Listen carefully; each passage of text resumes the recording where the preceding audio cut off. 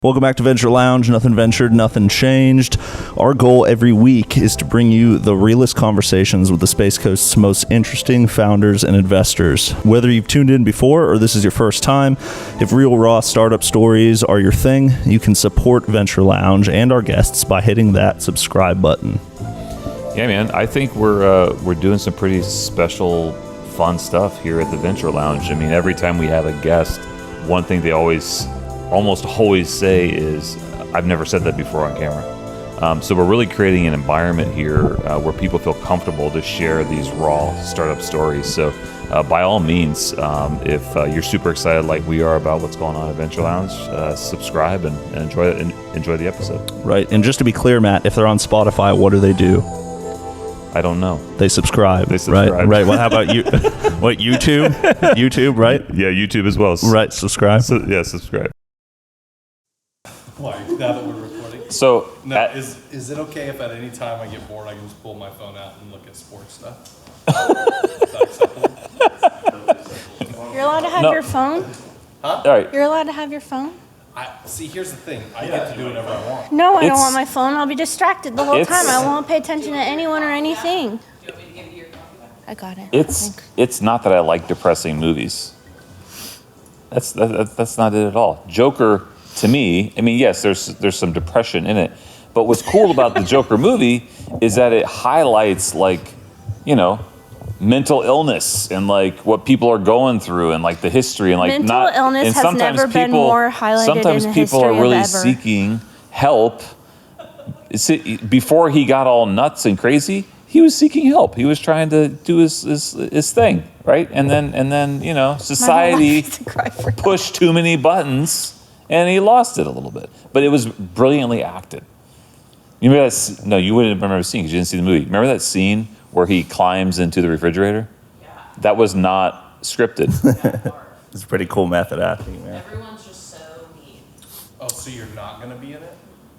What? You just said I you have to were be in 5 it and minutes you ago. don't? Aubrey, you're going to be in it for like a couple seconds. You can do it. Yeah. I will be in it. For Good. Peer pressure. Yay. Hold on. What's? Someone's gonna watch. Oh, that's not true. Is this considered a But you can always get up from the couch and watch the camera and then come back. responsibility? I mean, You could always do Can't that. believe this.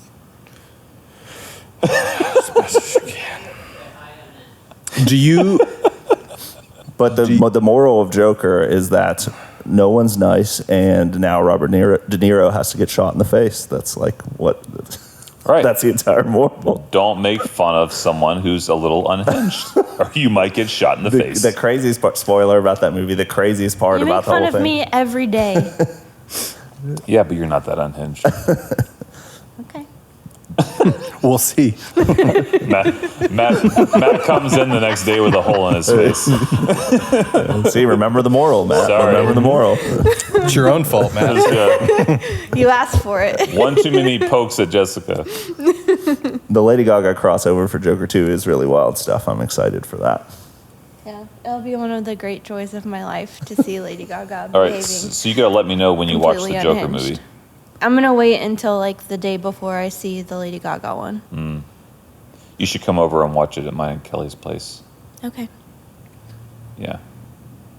Jess, one day, like after it was like the day, it was Monday or something, and you were like, I love how Lady Gaga's in our podcast. I'm like, what do you mean Lady Gaga's in our podcast? Like, what could that possibly mean? And I had no idea it was her on the vinyl there the entire time. Oh, That's yeah. funny. Yep, she's right there with Mr. Tony Bennett, the legend Tony Bennett. What? Lady Gaga, the legend.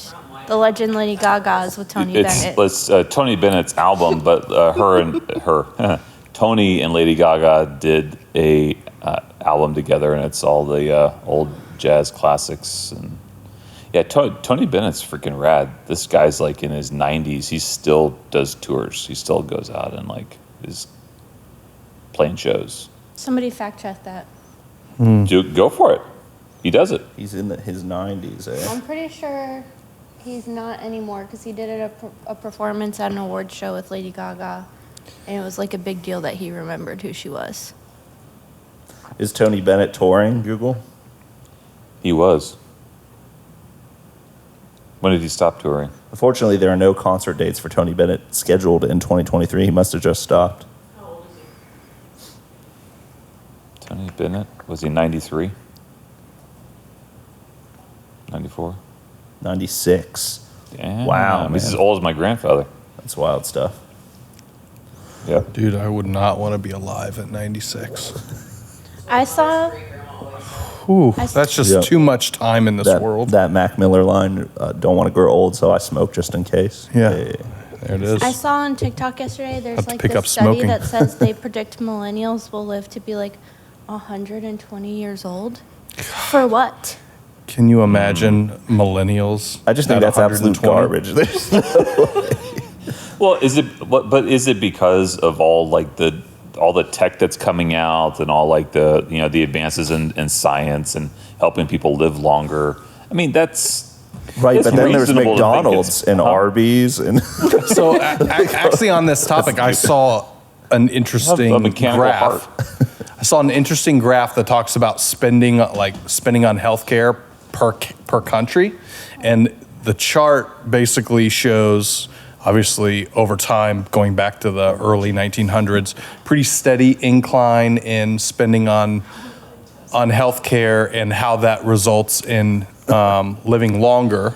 And it kind of compares the two, and it's a pretty steady line for the U.S. and really for the rest of the world.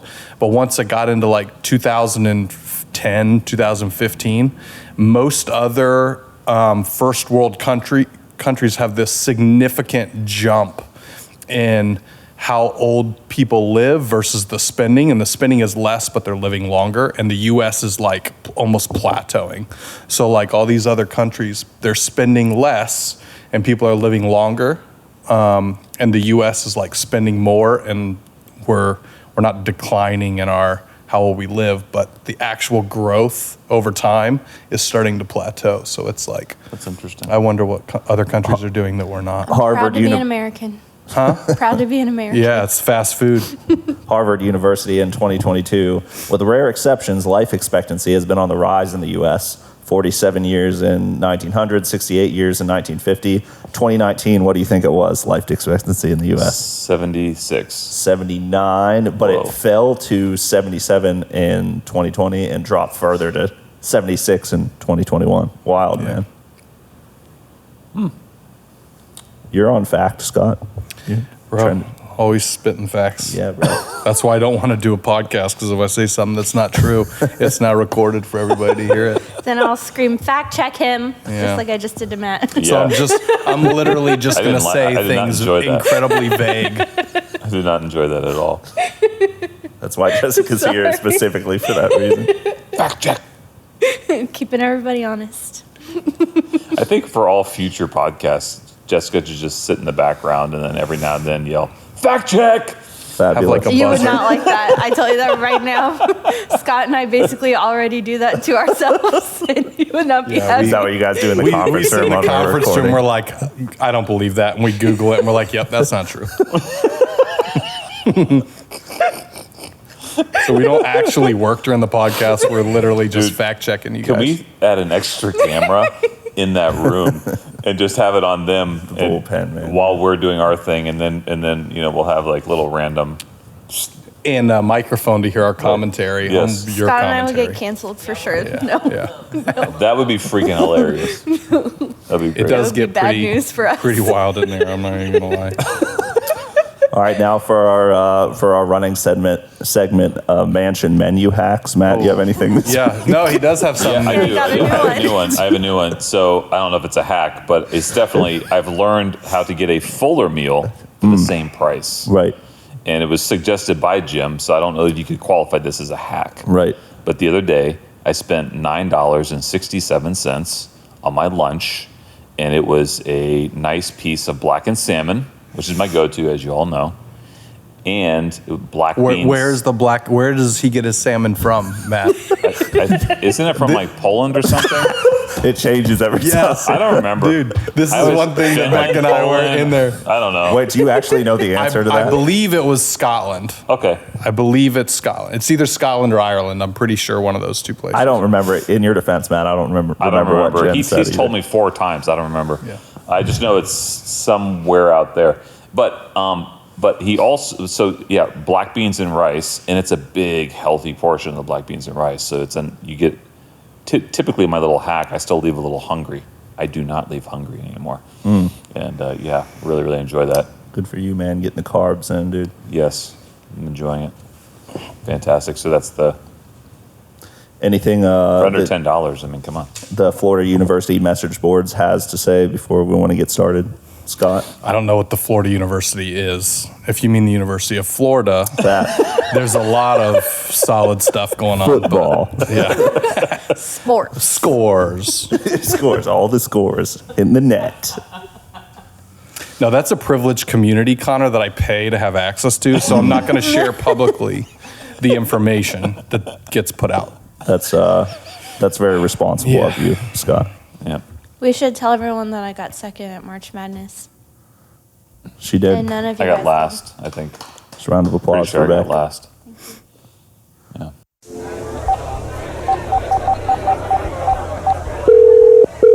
Welcome to the Legacy Angel Network Venture Lounge, where nothing ventured is nothing changed. For Matt Helmenthaler, press 1. For member services, press 2. For real raw startup stories, press 3. For all other questions or concerns, please wait on the line in our Good evening, everyone. I'm Matt Helmenthaler, and you're listening to Venture Lounge, after-hour conversations with founders and investors. These are the stories, insights, and conversations that you aren't going to find on the company website. Because the real lessons you learn in the startup world, the risks you take as an entrepreneur, the highs and the lows, the moments in your journey when no one else believes in you right before you break through. Those are the moments that you just have to hear for yourself. So grab a drink and listen in to the men and women who are changing the world. Welcome to the Venture Lounge. Welcome back to Venture Lounge, everybody. Nothing ventured, nothing changed. Today we're having a little team meeting here. Talk a little bit about people on the team, which some faces that are usually behind the camera or in the conference room making fun of us while we're recording. So thanks, guys, for enduring this torture. We appreciate you. Yeah, and you know, we appreciate it because we couldn't find anyone else to go on our podcast for today. Exactly. We need to keep that content coming, man. So let's run down. Let's just team introductions here. I guess we start with who was the first employee at Legacy is not here, but that was Jessica Marsh, correct? Actually, the first employee was me. But yes. No, you're the founder, man. I know, but I'm also an employee of my own company. All right. We're all the same. We are all the same. I like it. Yeah. It's not true. It's okay. We're not. Yes. Yeah. We're employees. Yeah, it would have been Jessica Marsh, Scott's better half. And yeah, that is true. She's an absolute freak of nature, badass. I mean, she really set the bar for Scott. And he's almost there. He's trying to meet it. Yeah. So. But then she was quickly replaced by a younger and more culturally relevant Jess, who is now sitting on the team. I could never replace her. Yeah. Just in addition to her. Yeah. I know, which is funny because She still has the Jessica emails. it's true. But Jess Marsh, that's like being culturally relevant is one of the things she cares very little about, if I had to imagine. That is true. Yep. We're just gonna flash fact. Yeah. Well, you know what was great about having Jessica Marsh was that she was the kind of, and very, very similar to Scott, just get shit done, put your head down, plow, figure it out. You know, I'm not the guy that's going to sit down and research for hours on something. I don't have the attention span to do that. I am working on that. But Jessica Marsh was she was very grounding for me when I was trying to grow the network. And so she came in and she was just a implementer. huge help. And then she kind of spun out of Legacy and started helping some of the companies that we funded. And it was a huge asset to those companies. And so she's a rock star, man. Shout out Jess Marsh. And then Scott Marsh quickly on board after that. Yeah. Tell us your background, man, and what you do here. Man, my background. I'm I'm just going to start my background from when I started here because it's pretty eclectic. It is pretty eclectic. And if you want material that you can use in this podcast, I better refrain from talking too much about my past. So shady sounding. No, yeah, no. It's not that it's I bad. mean, you weren't a pimp or anything. No, it's not that it's bad. I just don't have a lot of really good stuff to say about Oh, okay. When you previous things. were right, being a I'm a missionary very in cynical Canada. person, yeah. So it would just be me complaining the whole time. That's what I'm saying. I would just complain. So let me not complain. Yeah, that's cool. So Sorry. I'm the business manager here at Legacy. I started in January 2020. Yeah. Is that right? No, January 21. 21. 21. Yeah, because it was COVID. Yeah, so business manager, very vague title.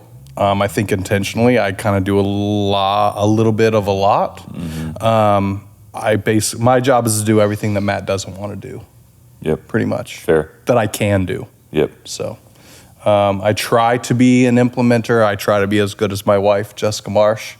Not there yet, but, I'm getting there. But no, I implement organization processes, make sure that the behind the scenes stuff is going smoothly and efficiently. That's essentially my job. A compliment to you. Our mutual friend, Jim, said the other day he was talking to you and Connor, and he asked you, what do you guys do?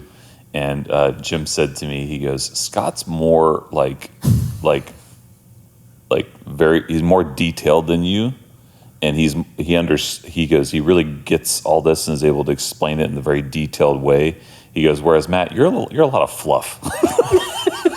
Yeah, I would agree. True. So a compliment to you. Thank you. Jim complimented you, and he insulted me. It was great. So I'm not even gonna lie. When we sit in meetings together and you're talking about what we do, you say it way better than I can as far as like emotional buy-in, but I'm just sitting there thinking I could technically say this in one sentence and this would have been over 5 minutes ago. The answer to this question would have been over five minutes ago. I can't argue with that. Yeah, I just don't have the passion that you do, That's not true. the difference in y'all's I guess demeanors and tendencies, like it's a very important tension that you two have, you know what I mean, of like vision and implementation. Yeah, that's right. like it's extremely productive, like having with you guys on the team, Yeah, I would love to hear more of y'all's perspective on how Scott and I roll. I think that's yeah. I mean, for the camera or not for the camera. I don't want to hear it. It is fun when Matt starts talking about something on this end of the table, and then on the exact opposite of the table, Scott just tells him all the things that he disagrees with immediately. And then you guys spend 5 minutes coming to a healthy middle. And that's where all the legacy ideas are born. Well, that's why we have these really balanced ideas. Well, and you said a vision versus implementer. Matt always has these huge ideas, right? And I always think about what needs to happen practically in order for these ideas to take place. And, Matt doesn't really think about that stuff. So sometimes it sounds like me just always crapping on his ideas, but that's not my intention. I have no problem with ideas as long as it can be done. Right. And my job is to make sure that it can be done and what's necessary for these ideas to actually take place. So, and that's how we work. If it wasn't for Matt, I would just kind of be stuck always trying to create a better process to do the exact same thing, right? Matt pushes us forward and I kind of try to rein him back in reality, but together I think we make a really good CEO together between the two of us. Yeah, I agree. Well articulated, Scott. Jessica Beck, how are you? Good, how are you? You're I believe your LinkedIn profile says meme librarian because I made you change it to that 2 days ago. It does. But tell us what you do here, Jessica Beck, although people are hearing from you all the time in many forms. Yeah, I do a lot of different stuff. I send a lot of emails to a lot of different people for a lot of different purposes. I plan a lot of the events and make sure that they happen. And I manage our social media accounts. And Bless you for that. Yes. you're welcome. Yes. You're welcome. Many blessings. Thank you. I deserve them. And I don't know, a bunch of other random stuff when and where needed. You also manage my life. Yes, I Yep. do. Yep. You protect my I have complete access to Matt's calendar, complete. Yep. so I can put whatever I want on it. No, it's funny. She literally, if she thinks I'm doing too much, she'll block off parts of my calendar. Like, you're not doing it. It's pretty funny. Yeah, it's pretty cool. Yes, Jess also has a variety of very well-timed jokes about all of us, which is fun. And sometimes I just can't help you it. just come off like, especially you talking to the camera right now, you're just coming off so sweet, and we just know we just know the real Beck is in there. So you got your customer, what is that called? Like My customer service voice. yeah, exactly. Customer service, Jess. Welcome to the podcast. Thank you. Well, and you're also the voice on our little what do you call it? The little Well, intro. it was my Yeah, voice until they had to edit down the frequencies because they said it was too high pitched. I didn't know that. What? You didn't know that? I did not know that. Yeah, Noah, who's editing this, you're my enemy number one. Yeah, Noah called. That's the real Jess coming out. me and Noah talked on the phone, and he did say there's just like a frequency in Jess's voice that we should probably taper out, just to make it, because like when some people's voice, and it's not Jess's fault. I mean, she's a very pleasant voice, As but some Gaga people's said, voice, I was born this way. There you go. but some people's voice, just when it's being recorded, there are frequencies that you just have to tweak. We'll say, But it turned out wonderfully, Jess. You come off as Yeah, after they edited it, so it wasn't really me. really. I had a lot of fun with the intro, like having both you guys record that.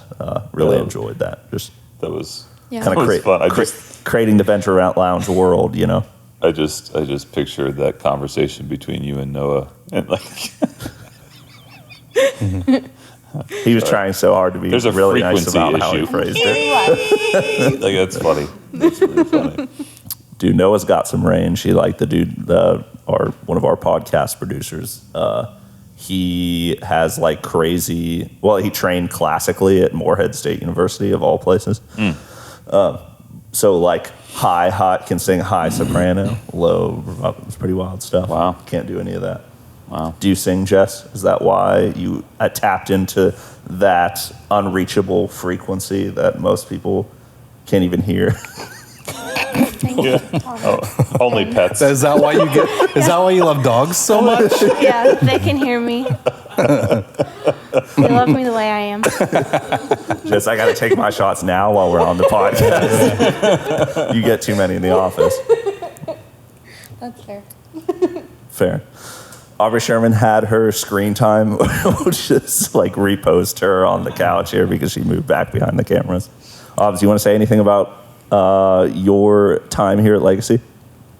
I am your right-hand man. Very much so. I think your LinkedIn profile, we changed it to online vibe manager, which is yes. I just make things look pretty. Aubrey does a really good job at making them practical and measurable, and tapped into Google Analytics. So we got that set up on the website and everything, which is cool. Yep. Also, yeah, I'm always kind of the guy that, we're similar in the way that Matt, if we like, I like, I have ideas that I get excited about, and we got to get into this next room, so I'm going to run through this wall. Yep. But Aubrey's like, wait, I found a door. Just go through the door. So that's kind of the dynamic there. Also, all of my clothing is sponsored by Aubrey Shoes. Dude, she's like kind of styles me, and we occasionally match. So we match today, which is kind of funny. Aubrey, also, what are you squatting these days, Aubrey? You want to give us your totals on the mic? Come here. No titles. I'd say Aubrey squats more than Scott. I can tell. Oh, I can pretty much guarantee that. My Matt, chicken legs will break under any kind of pressure. I have no idea. If it's like a deep, proper squat, I'm threatened by Aubrey's squat. So you know what I mean. She can squat more than your average Football player? Yeah, she's pretty tough, dude. Badass. That's all my Aubrey updates. Did I miss anything? Wonderful mother, and yes, we're happy to have her on the team. I'm here to make things look pretty and sound as good as possible and do my bits about you guys when I can. I'm enjoying myself and pretty excited about what we're starting here, building here. The future is bright. Just having the conversations that we've had with people, Matt, I feel like people are, before we got here, people were excited about what's happening at Legacy, but it's all, we're a part of getting to see it accelerate, and that's exciting. Yeah, I think you're right, man. I'm definitely excited about it. When we started Legacy several years ago, again, it was just me kind of running around town, getting shit done, and I was pretty scattered and just trying to like manage what I had. And we were doing some cool stuff, but I'm not a social media person. I wasn't, and if I was a social media person, I certainly didn't have the time to mess around with it. And so much of the Brevard community, through word of mouth, they knew that we were doing some stuff, but no one really knew by and large what we were doing and how we were doing it and why we were doing it and all of those things. And so I feel really blessed and honored that we have such this really cool dynamic team that's really kind of brought it all to life for our county. And that's now when I'm going places, I'm going to different events, I'm going and I'm speaking here or doing that. People know who we are because of the work that you guys do. And our members are feeling more cared for because of the work that you guys do. And so I think it's just seeing the dream and the vision kind of start to really come to life has been very, very rewarding for me. Having you guys a part of this, and I think it's important too for people to see kind of what makes our little angel group different and unique, in that we have a full staff that comes around all these different opportunities, and we have a full staff that supports a network of investors. Right. I can tell you most assuredly that most angel groups in this state do not have this level of support for their investors. And so we are doing it a really unique way, and you guys are actually, changing how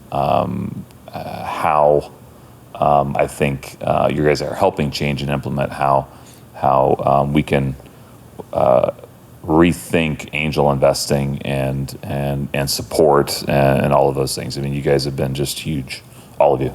So I'm very grateful for you guys. Thanks, man. Pull that mic up to you a little bit more. You always tell me what to do. I know, that's my job. Yeah, man. I think we don't have the business acumen. Like us new to the team, we don't have the business acumen to make seasoned investment decisions. But what we do as support staff, I think, is really just make it easier for investors to win in this community. You know, and so what the podcast is just making these guests accessible to people that might be investing in a Chance Glasgow's case and the Good Dog Rays. Just having that 2 hours of content for him is really powerful. You got to kind of see into the mind of that person that is this co-founder that's had success in the past and has a really exciting new venture, So I think we're going to, where this is an exclusive community membership-wise, I think it's important to have some aspect of real accessibility. And so, doing that there is exciting. Scott, I wanted to ask you while you're on the mic, man, kind of the technical part of what we do. Can you talk about like SPV management, a little bit of things that we have put in place for this like community-based platform for investors to more easily, fund deals and be a part of the development, those kind of things? Sure, man. I'll do my best to summarize it in a way that isn't too boring. If you need it said in a different way that takes much longer, just let me know. You're the guy for that. Yeah. No, it's We'll start with the short, succinct version, and then the longer and more complicated version. And you said the word like technical, right? There's a lot of the VC world, whether you're on the startup side, whether you're a founder or whether you're an investor, there's a lot of variation in terms and even understanding of what these terms practically mean for you, depending on which side of the fence you're on, right? Legacy, Matt and I's goal, and you guys are obviously helping with that as well, is trying to create an educational side of things, because Brevard County, Melbourne, Palm Bay, O'Galley, Vieira, Rockledge, Titusville, right? Shout out to all of our, did I miss any? Those are all of our major towns. Cape Canaveral. Yeah, Cape Canaveral. Cocoa Beach. I mean, we could hit them all, but yeah. We're not Silicon Valley, right? Miami is now, like Austin is huge in the startup world. Miami is huge in the startup world. Lots of very experienced investors flocking to these places. We aren't that yet. Brevard's an amazing place to live, and I think it's just a matter of time before we get added to those conversations. So like Legacy is at the ground level of that, and our members are at the ground level of that, but we don't have a lot of members that have 10, 15 plus years in angel investing or venture capital. So a lot of our members have maybe been dabbling for a year or two. They've done some research. Maybe they've invested in 1, 2, maybe 3 companies up until this point when they kind of get engaged with us. So a lot of what we do is kind of, and Matt and I both have had to learn a lot. It's not like I have years and years and years of angel investing experience myself. So, I mean, when I came on in early 21, I read 10, 15 books on angel investing, listened to hours and hours of podcasts, right? Did a ton of research so that way I could have answers to a lot of these questions that we were getting from our investors. But the result of all of that, combined with like real-time learning this world and real-time implementing what we're learning by investing in companies, right? It's kind of like going to college at the same time doing an internship, right? So like all those two things, the book knowledge and the practical experience, come together to actually give you a pretty good sense of how things work, right? So the result of that is we realized what we needed as Legacy, like administratively, to ensure that our members have all the information they need in order to make wise investment opportunities, right? So we have, we created a process for vetting companies. That's a very, very detailed process. So before our companies even ever make it to being presented, they've gone through they've jumped through a lot of hoops, right? Bottom line is, if you can't jump through those hoops to get to our investors, I'm not sure if you have what it takes to be a successful founder, right? It's not that we're trying to trap anybody or prevent anybody from raising any funding, but we want to make sure that a company is ready and that the founder is ready to do what they say they're going to do. And we have a significant vetting process, and every angel group will say that, and I believe that they do.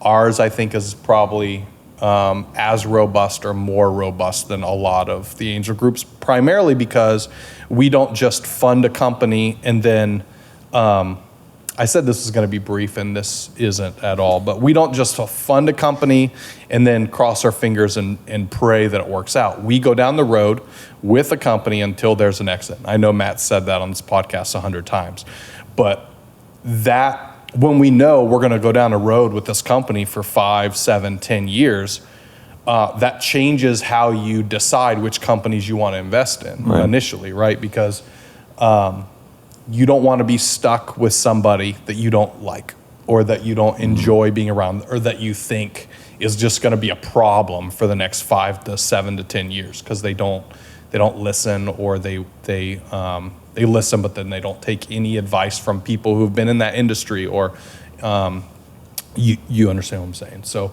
we have a pretty robust vetting process from application. We don't just get an application, review it, and then schedule an interview. We have a whole vetting team, advisors, members, partners. Then we decide if we think that the idea and the business is viable enough, we'll schedule an informal meetup. This is not an interview, it's just a meetup. We just want to get to know them a little bit. Yeah. The legacy factor is what we call it essentially. Yep. It's like the gut feeling, do I like this person? And do I think they have the passion, the perseverance, the consistency to do what they say that they're gonna do, right? Then after that, if we like the idea and we like them, then we'll schedule a formal interview, and that formal interview is really a deep dive into their finances, their financial projections, their business model, market research, and then if they need help, we will get them the help and the support that they need, right? So if we like the idea, we like the founder, but they have no market research, all right, well, let's get them connected with someone that can get that and develop that out for them, so that way they have data to sell the company that they're looking for investment for, right? So we get them whatever they need before they're ever presented to our investors. You mentioned the SPV. That's a very common investment vehicle nowadays.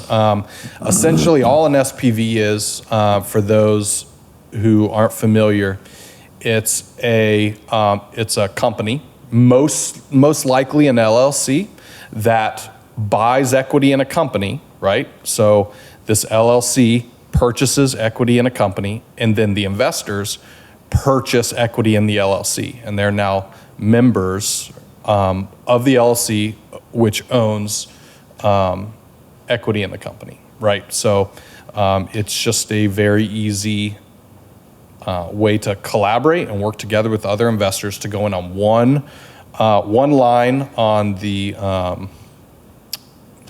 my mind's the cap table. Cap table, yeah. Sorry, I almost called it the data room. But, there's just a lot of terms. Too. Right? Yeah. No, one line on the cap table, which protects the company for future rounds, right? But that's how we try to do all of our investments whenever a company has been approved as a legacy portfolio company. So. Yeah, man, and just you building the reliable file structures on the data room side is extremely valuable for the investor base as well. It's kind of exciting once that was built. Yeah, I mean, it's essentially establishing a set of criteria that needs to be met at each stage of the vetting process, right? So we have, before you send an application, you have to have these things ready to go, right? Mm-hmm. Don't send us an application for funding if you don't even have a deck, even a rudimentary deck, right? Version 1 of your pitch deck, you have to have that before you can apply, right? Our data room, once you get approved for funding, you now throw all of the required data in our data room.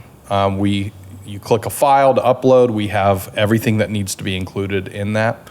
And our members, now they know what to expect whenever they're interviewing, or whenever a company is pitching and they're asked their Q&A time and they're asking questions, they already know like what the company has submitted. They already know what where the company is. Like, so it really limits and narrowly and focuses the questions that our investors can ask for their own due diligence, right? To determine if they feel like it's a good investment opportunity. So that's the intent of all of these processes pre-pitch. And then we won't get into it, but we have a whole list of processes after funding as well. Like we have a funding stage, there's a whole lot that goes into that. And then after funding, once we've given them their money, there's a whole nother set of processes that we engage in with the companies. And we try to get our members involved in every single stage of that process. So Dope. Well said, Scott. Did we, you restarted this game? Okay, thank you. Yeah, even on, I think that's like such a large part, or it is such a large part of what we do on the, just on the accessibility for investor side, like deal flow side, and the development side. I mean, a lot of the work that, like for Seafair, for instance, just building a reliable, like we have built a reliable file structure for them so all their content remains accessible for the years to come. It's like so easy when you're in startup mode to like just ignore those things to where it becomes really administration becomes really messy and difficult down the road, right? And so the work that you're doing with them now, Scott, is super valuable, man. That's cool. Dude, I just wanted to run through maybe like a few FAQs of what you guys are getting question-wise from investors, from founders. Maybe give a chance for some clips basically of your response to some of those questions. So if you have any top of mind, you can roll with those first. But if not, I was just going to go to Reddit/startups. I got a list of them right here. It's pretty funny actually to see like these look like. You want to try some of those first? Yeah. All right. Here's recently of 12 hours ago, one of the top upvotes on the r/startups. This is a 1 million person or 1 million member thread. So Okay. it's should a solo non-technical founder start a technical startup? That was a how do I do this question from probably someone trying to do just that. I have a great response to that. Go for it, Matt. Maybe. So, that's not an easy question to answer at all. Well, you got to unpack it a little bit. So it's one of those things, right? So I mean, I have an idea for a software, for a platform. I'll leave it at that. I'm not going to talk about it right now. But I'm not a highly technical person, right? But it's within my field and my scope of expertise, right?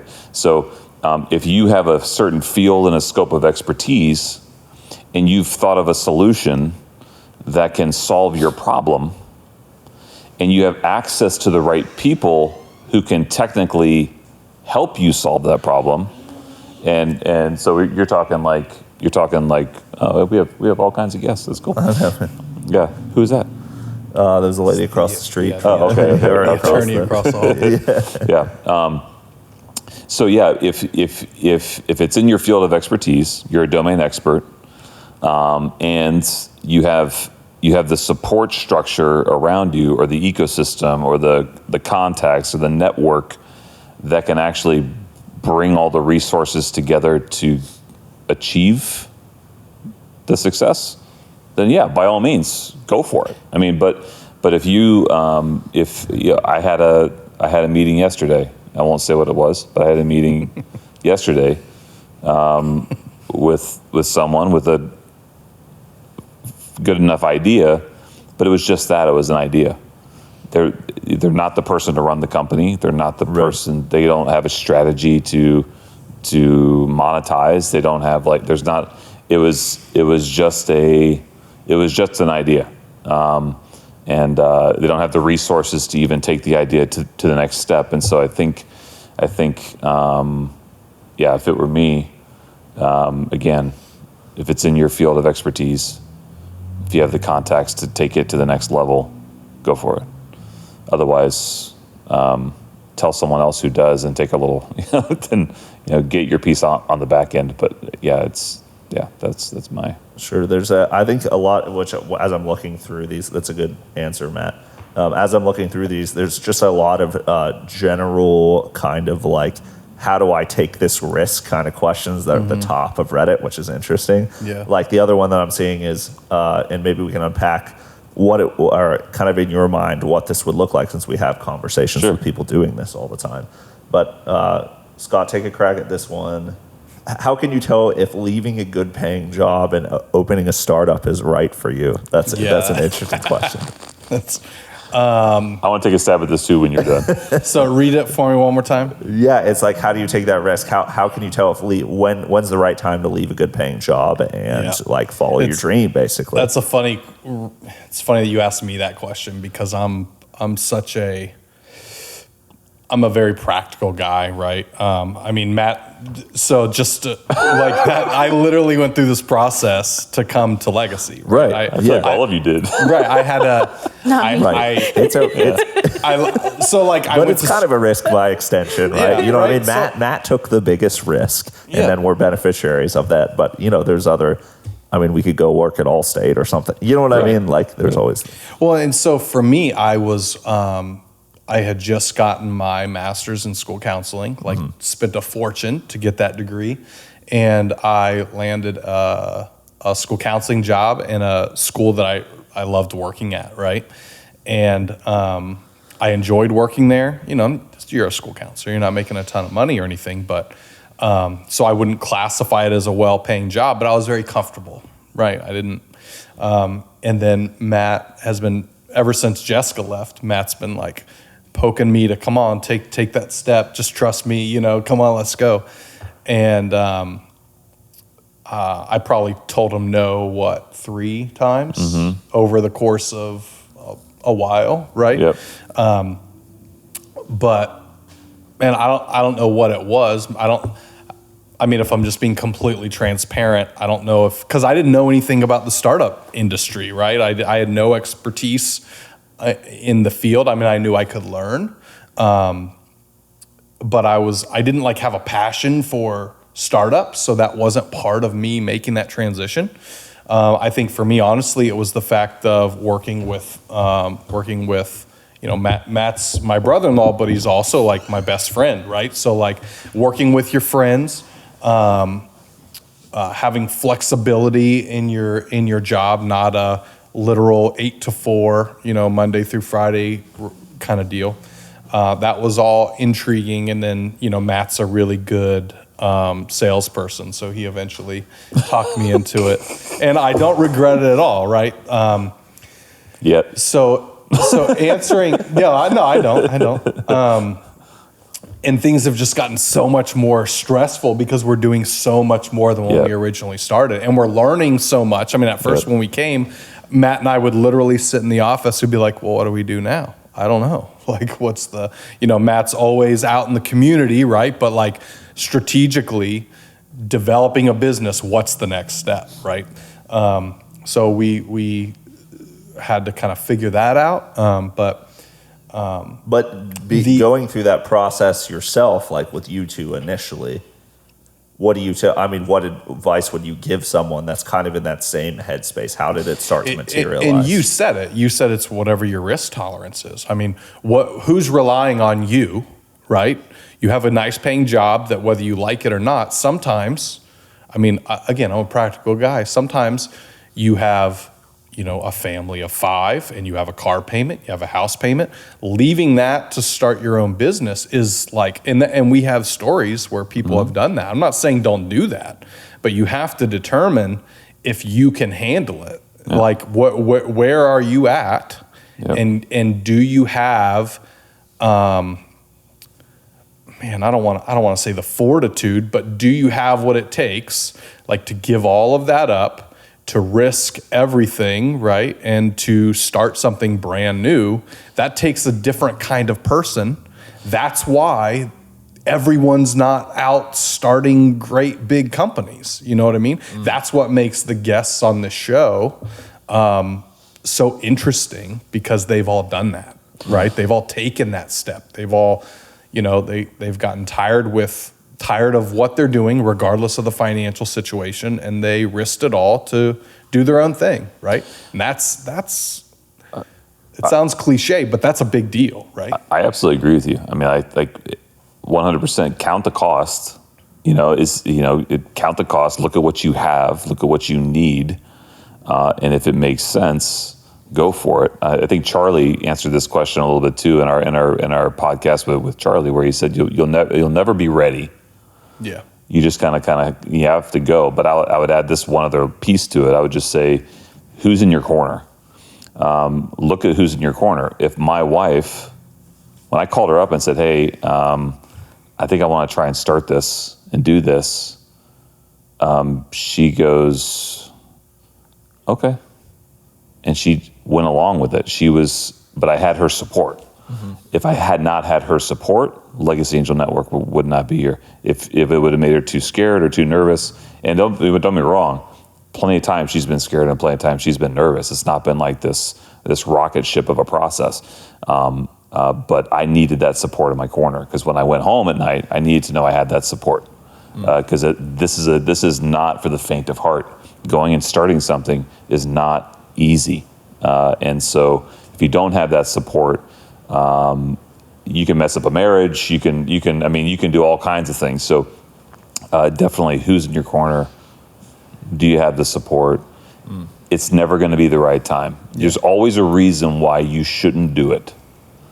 And so I think Scott's right, man. You have to count the cost for sure, make a wise decision, but at some point you have to just put your foot out there and the next day take another step and take another step. I can't tell you how many times when I started this, I would get in my car, no joke, I would get in my car and I would drive to Starbucks so that I could run into people. I knew the busiest Starbucks in the area. I knew who frequented those Starbucks. I would go and I would plant myself in the corner of a Starbucks just so I could run into people and I could make a contact and I could start to grow out my network. That's scrappy starter stuff right there. It's just making it happen, right? And it was scary.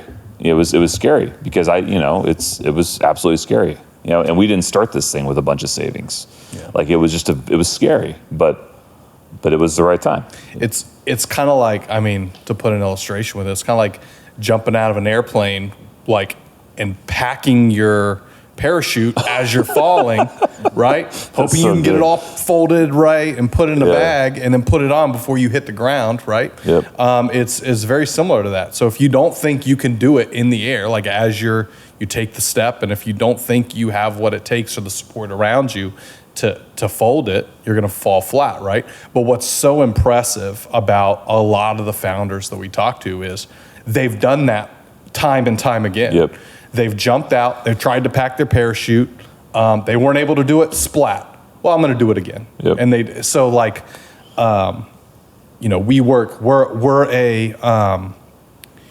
we are a community of investors, right? Legacy Angel Network exists for the investors. We obviously work with founders, but I'm so impressed with founders that take that step, fail, and do it again. And a lot of our investors now, members, they went through that process as founders, and now they're investors worth millions, right? So it's like, it's a really interesting circular kind of thing. And I don't think it's a big jump. We're in a good economy right now. You can, if you lose one job, you can go pick up another job. Fact check. Hold on, no. In Brevard County, I would say, but even the state of Florida, Brevard's doing well. The state's doing well. The economy. But hold on, whatever. Okay, I'm from anyway. No, this just speaks to your mindset where you really. What I'm saying is, seriously, you can get another job. If it doesn't work, you can get another job. Mm-hmm. I think someone stepping out and starting something new, it's no different than 1,000 other steps they've had to make their entire life. There's been risk since the day we've been born to the day we die. There's risk every single day. People take those risks, sometimes knowingly and unknowingly. They make a choice as to what college they're going to go to, and then maybe they're shy, but they're putting themselves out there, and they're the first one to go to this school. That's a venture. That's a venture. Like going and grabbing your first job and being unsure whether or not you're going to perform, and then you go for it anyway, and you get that job, and all of these things are steps. They're all steps. They all mean something. And so I think when someone goes and they take that step and they make that venture, it's what they've been doing their whole life anyway. Maybe everyone doesn't see it that way. That's how that's how it was for me. Everything I feel like I've ever done in my life has been a risk. And people that have been like, had people's thumbs on them their whole life as well, and they just feel like, man, I'm going to prove the world wrong, that I'm, those are often the people that are going to be the ones that are going to take more risks. I respect people who have a little bit of a chip on their shoulder, and someone says, no, it's not possible, no, you can't do it, and they go for it anyway, and they fail, and they do it again, do it again. Yeah, I got off on that, but yeah. No, man, that's awesome advice, Matt. And I feel like Aubrey and I, when we were making the decision to move down here and be a part of this, a lot of our conversations, just like some of the things we got out of there. I remember we were talking one time and talking about even staying here is a risk. Like what we were doing in Ohio at the time, it was like we loved where we were and who we were working with. Aubrey was running her business.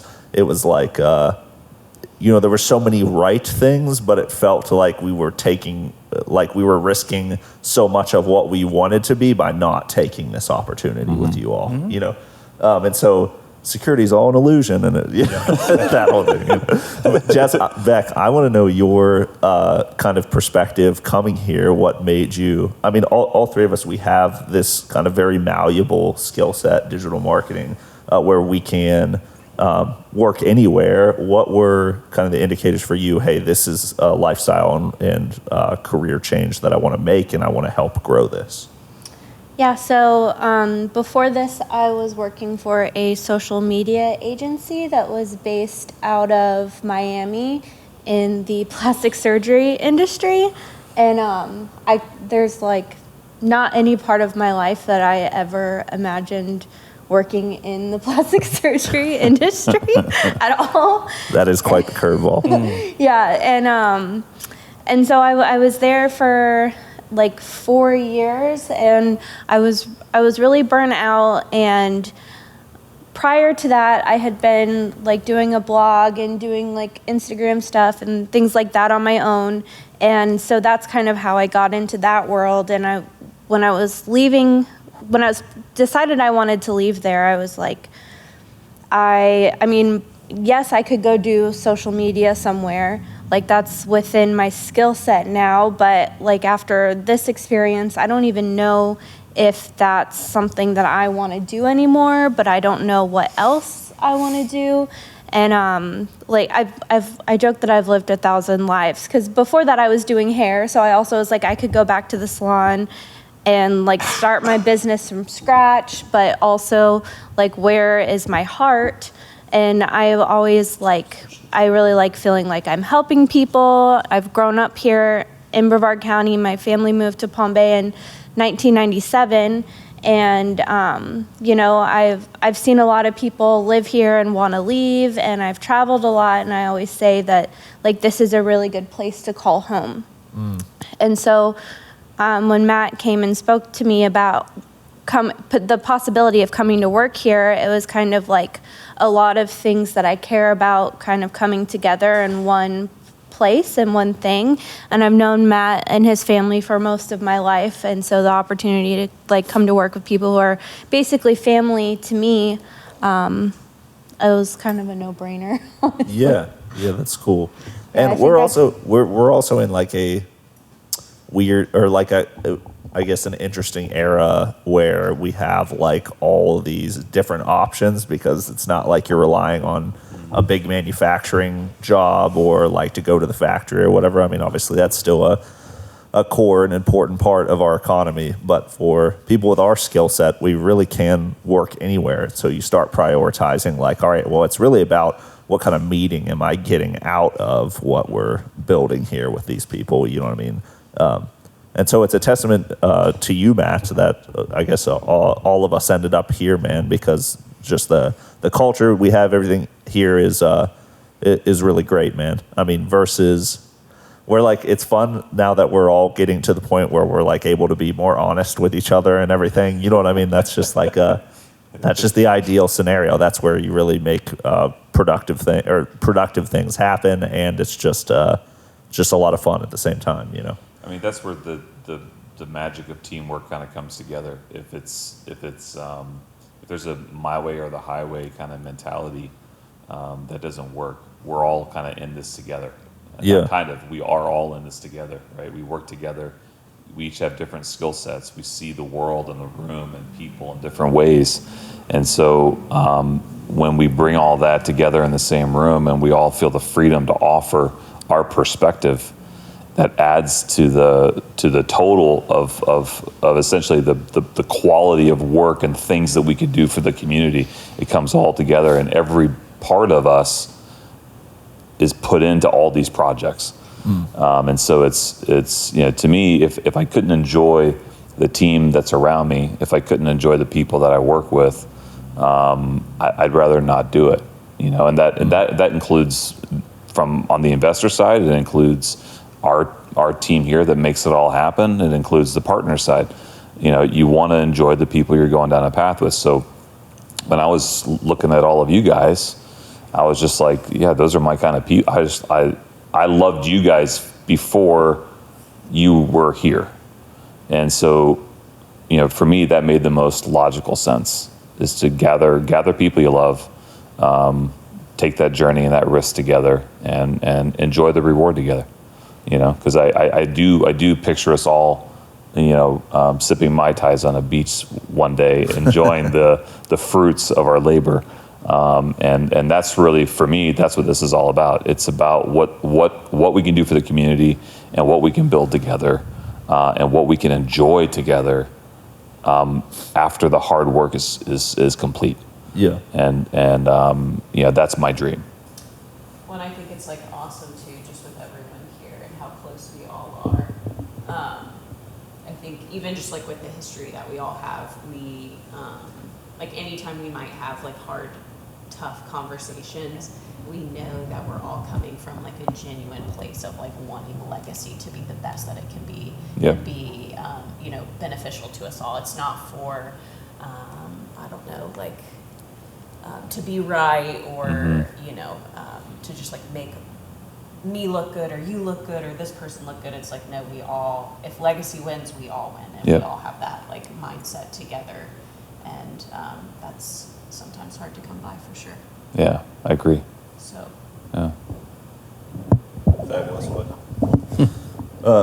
Yeah, and then just in our joint Sherman experience, it was, yeah, we were like, all right, it's a risk not to take this risk. Like, we want to see what we can do and what's out there, and we're excited about what you all were doing. And then we were just also privileged to be around like very highly professional and functioning people from where we were coming from, and just seeing how they were like organizing their assets to make really exciting things happen. I mean, the Glockners firsthand, being like successful as they were with their businesses, in which Jim Donnelly then in joint with them helped them leverage that success for more success. And you know, with the skill set that we had and what you all needed, it was like, why wouldn't we like try that right now? You know what I mean? Why don't we just kind of go for it? And so yeah, it really comes down to the same kind of thing that you were experiencing, Jess, is like, I can go anywhere, I can like follow each of my 1,000 different lives, right? But why not go to the place with the people that I want to work with, you know what I mean, and take, you know, so cool. Is there like general, like high volume, frequently asked questions that y'all want to take time to address? You know, anything specifically you get from investors a lot? I've got one for everyone who's asked me if we are an elderly care business. Yeah. No.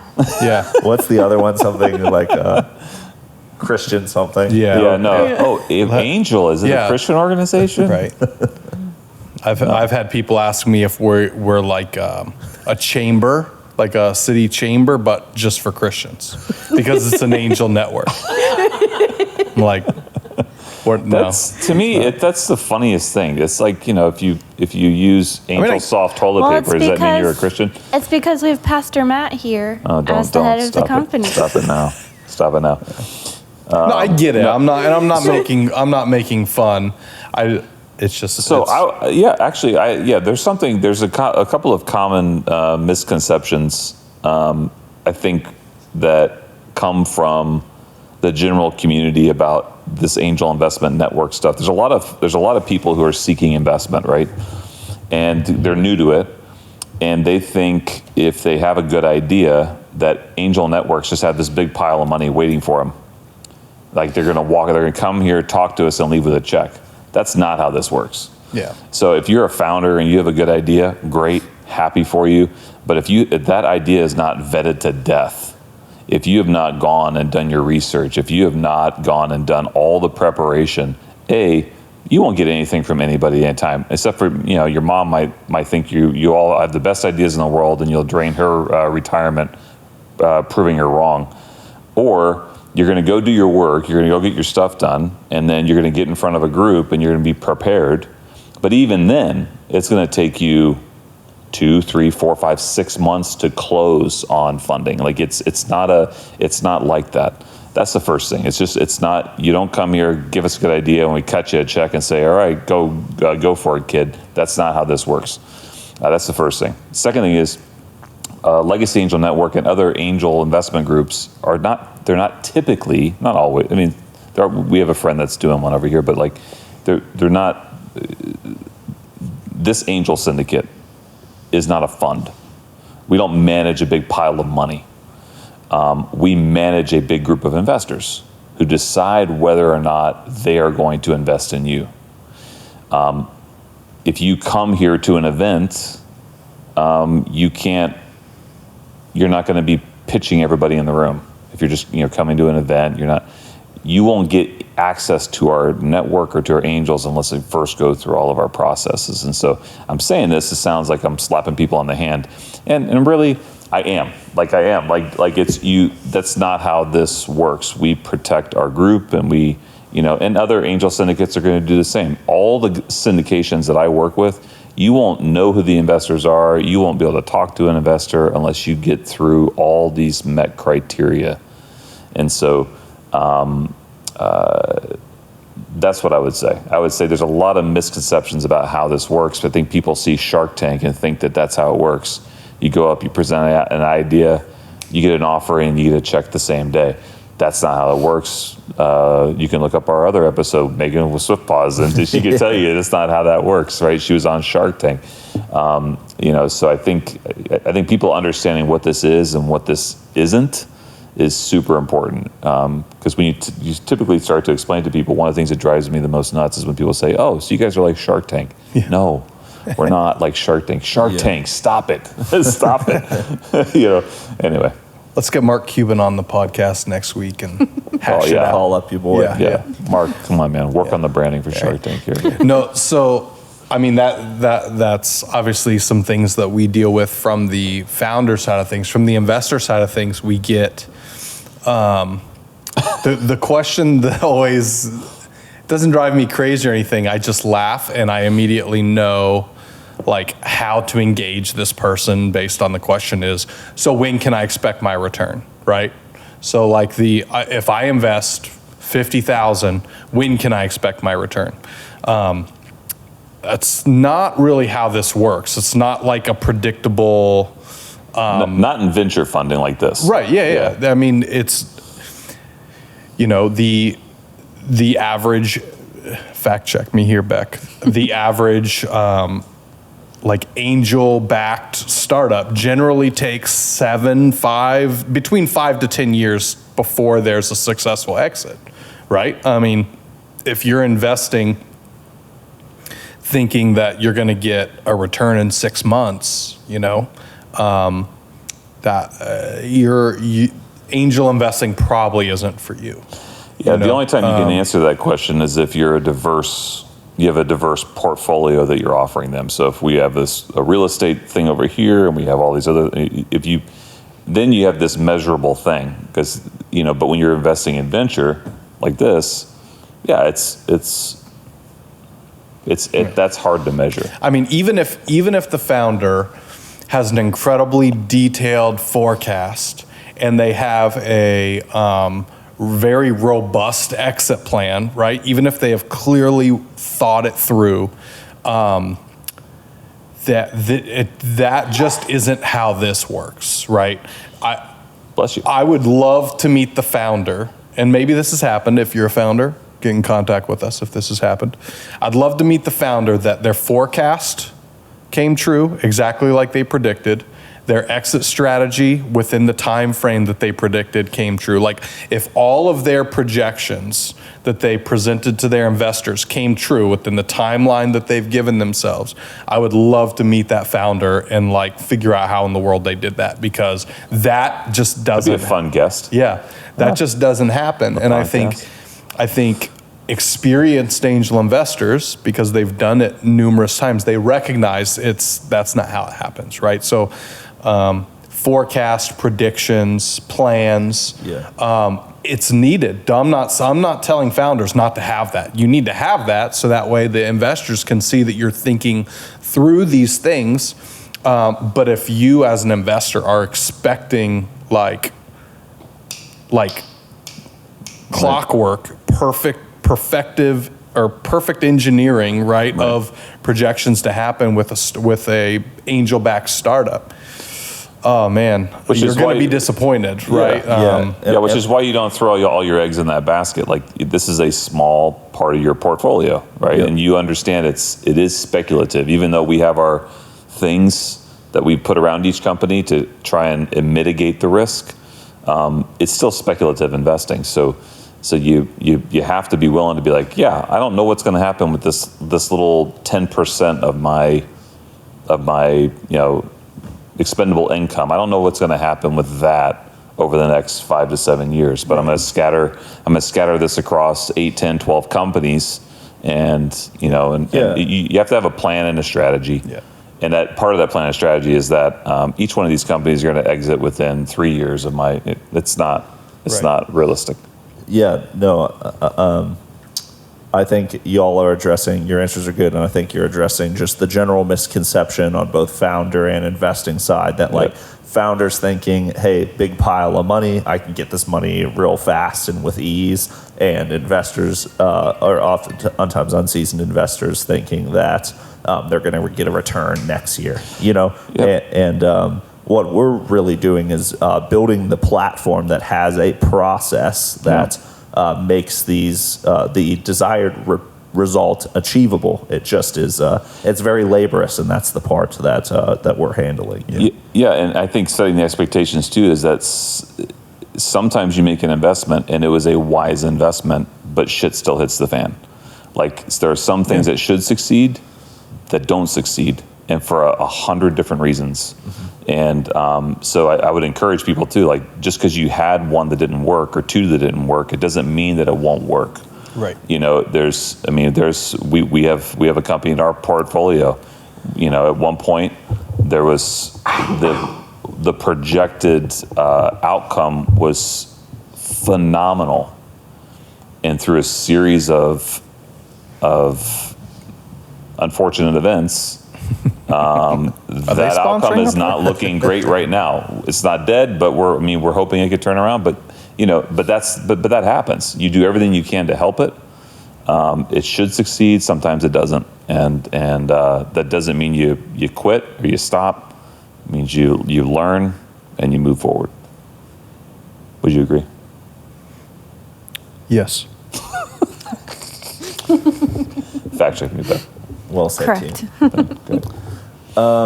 Just to wrap up, what are you all excited about for Legacy's future, for the companies that we're working with? Kind of what's on your mind currently? Just give us all your hot takes. One thing I'm a little distracted by, is that a bunny stamp on your leg? Yes. Oh, a little white bunny? Yep, that's my 5-year-old at work, soon to be 5-year-old. You Nice. like that? Well, I doubt anyone a man of your size, anyone's going to make fun of for having a bunny stamp. Right. But yeah.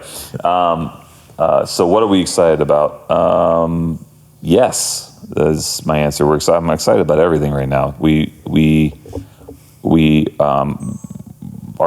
Our investor syndication is starting to grow. Our footprint is getting further through Brevard, which is just I think a testament to people's belief in what we're doing and what we're trying to do. Our why is really important, and I think people are on board with it. So I'm really excited about that. I'm excited about the other private work that we're doing here at the network.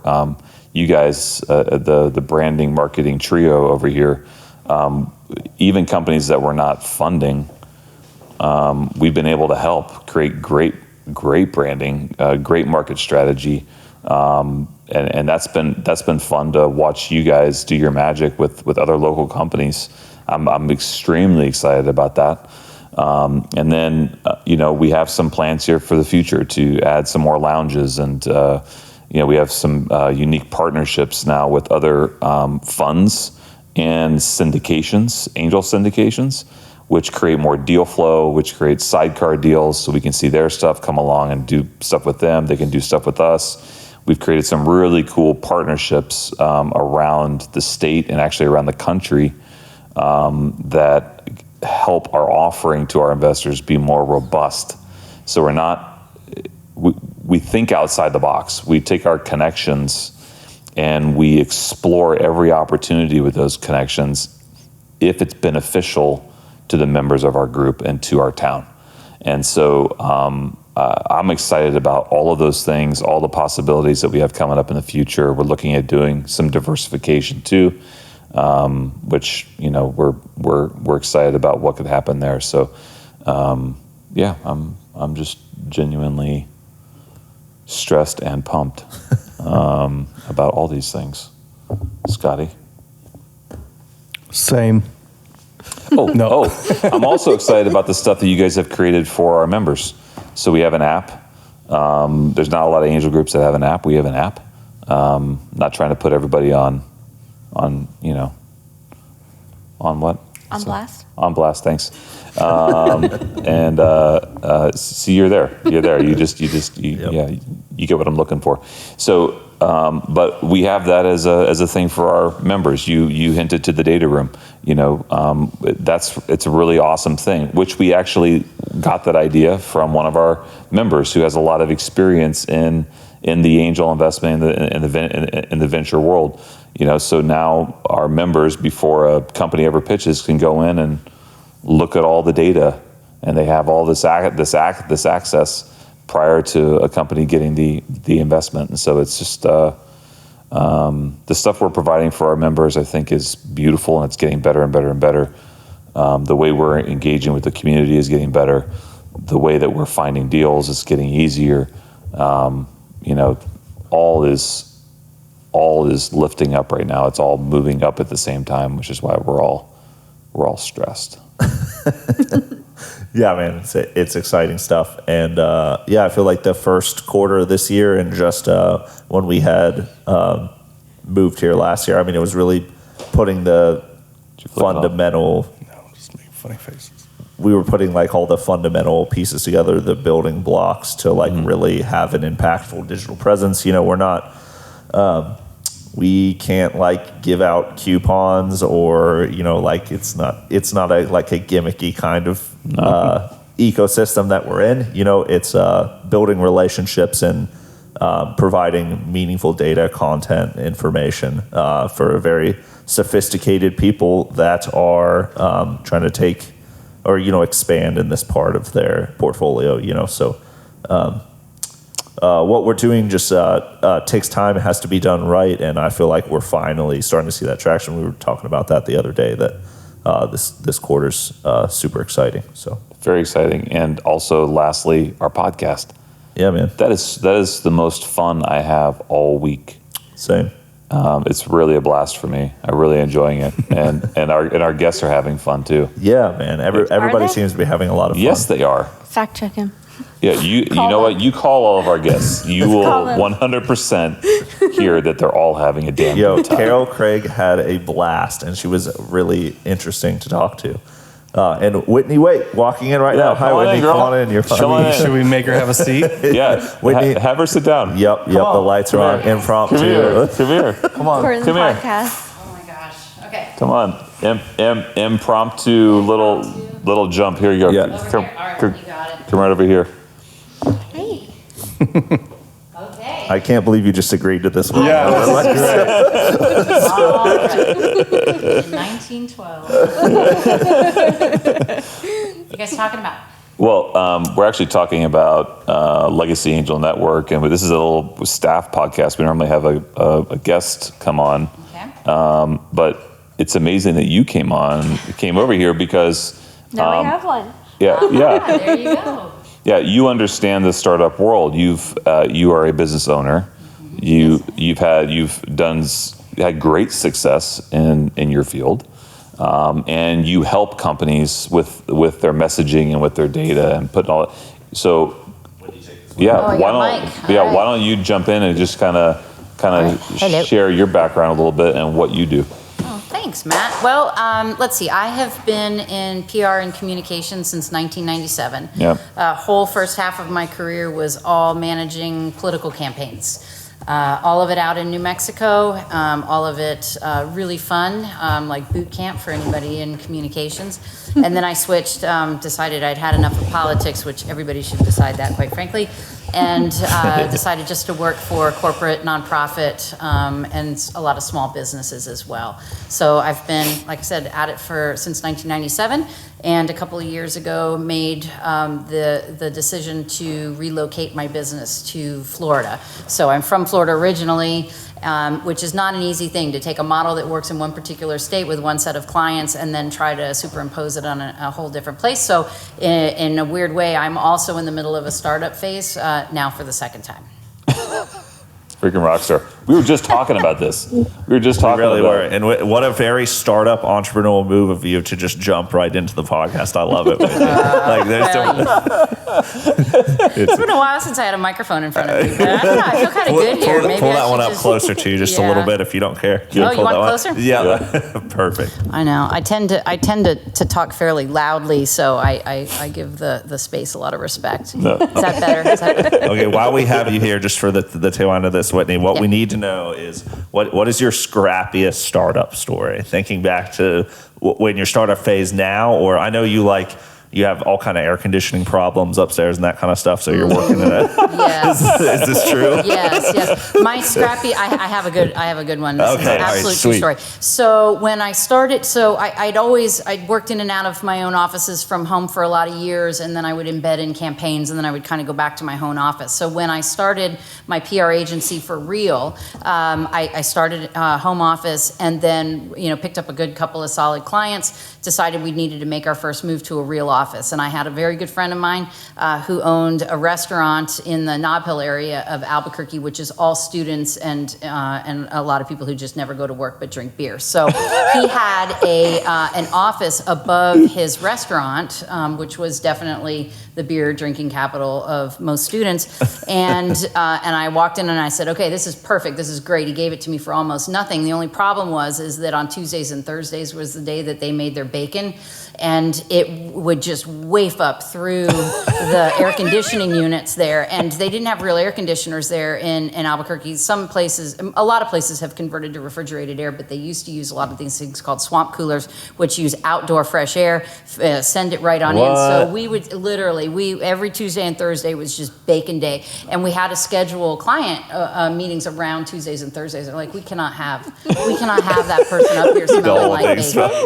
We could not. And on the other days, down days, we had a couple of artists that were in the same building. And in New Mexico, the marijuana laws were pretty loose and fast and loose. And so I had a couple of artists that would smoke and paint or do whatever at the same time. And I was like, yeah, this is just getting. So I made it there a year, and then we actually moved into a real office. So the client meetings were always interesting. Always interesting. The this. timing, anyways. But no, that was my favorite story, was walking out of there just smelling like bacon. I don't know what else to say about it. That's amazing, Whitney. Oh my gosh. So let me just say, I'm so glad you're a part of Legacy Angel Network, thank and you you, bring your Matt. expertise we're going to do a plug. Can you tell everyone just kind of the name of your business and what of the you are business. doing? So I have rebranded, my company is called The Weight Company, it still exists, but created 2 new divisions in the last year and a half. One is called EcoSmart PR, and this is my baby. I really want to be focusing on as many environmental projects as I possibly can. Water is my favorite, but anything, plastics recycling, carbon recapture, telling great stories, most importantly for technological companies that are coming on board, and really need to find that space between government support and the free market. Very difficult when you talk about technologies that are in existence to improve the environment. The immediate market is not always there from a consumer standpoint. And then the second division that I launched is called the 5 W's Writing and PR Service. And the reason that we did this is because a lot of companies really, really struggle to create their written content. And by that, I don't necessarily mean, like 4 words that go in a social media post. There's a lot of people that offer that service at an affordable rate. But there's a huge space with companies where they have to take volumes of material and cull it down into something that's readable for the general public. It might be policy related, it might be legal. But the main struggle with it is that it's got to be affordable. And classically, PR agencies are known for charging a whole lot of money. Usually, if you're going to do writing, and I use my fingers quotes that you all can't see because we're on audio, not on video. No, you're on video. Oh, we're on video. Well, there you go. Okay. Yeah. Okay. Good thing I wasn't like scratching my nose or something. Yeah. So, So PR agencies typically charge a lot of money for that kind of forward-thinking work, and we're offering the service at a much more affordable rate. Quite frankly, we're getting to the point where we need to compete with bots like ChatGPT, which I've been going off on for the last couple of weeks about this. But yeah, so a more affordable rate for basically the same service, and hopefully it's a more amenable and interesting service here in the Space Coast, where you actually don't have a strategic communications firm at this point. I'm Right. really the first and only that's located here on the Space Coast. So. And your office is rad. Like, Oh, thank you. your I have all space of up my there artwork is up there. really freaking cool. Yeah, nobody's going to know what to do with all of my New Mexico artwork. I have a very, very We have to fierce see it. I haven't Native seen it. American painting that's up there and is very scary, but he has this determined look, and I feel like I have to absorb that. So. I love it. Hey, anytime I can crash your podcast, you just That's let awesome. me know. That's awesome. Whitney, we're gonna have you back for an official episode, but this was a fun addition. Oh, We thanks. appreciate you. I appreciate it. Yep. I appreciate it. Cool. Is that a wrap? Yeah, that's a wrap. Thanks for listening, everybody. Cheers. Yeah.